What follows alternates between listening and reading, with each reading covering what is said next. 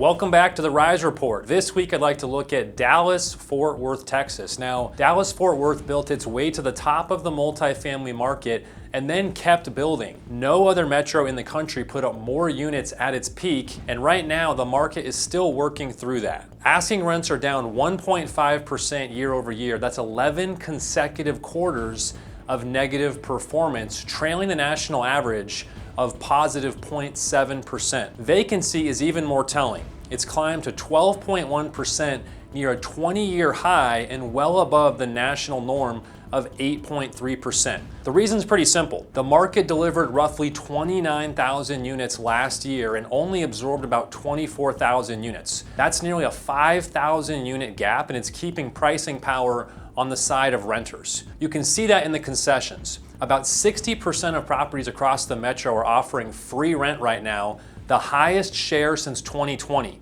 In suburban areas like northern Collin County, landlords are advertising 6 to 8 weeks free just to fill units. The jobs picture isn't helping either. Total employment in DFW grew just 0.13% last year, which is essentially flat. That's part of why demand hasn't been able to keep up. But here's the thing.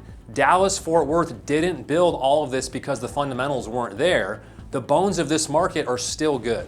And the pipeline is finally starting to show it. Right now, roughly 32,000 units are under construction across the metro, the lowest level since 2015. And as new supply winds down, vacancy should start to find its ceiling. Investors are already positioning for that. Sales volume in Dallas-Fort Worth reached $10.4 billion over the past year, up 37%. That's a lot of capital moving into a market where buyers believe the correction is close to its peak. The macro picture adds one more headwind. Markets are now pricing in more than a 50% chance of an interest rate hike before the year end, with 10-year treasuries still in the mid 4% range. That keeps borrowing costs elevated and makes new construction even harder to pencil out, which honestly helps the supply story even more. Dallas-Fort Worth is working through a real correction, but the fundamentals haven't gone anywhere. Vacancy is expected to peak this year, and when that happens, the rent recovery follows. I'm Zach with Rise 48, and we'll see you next week.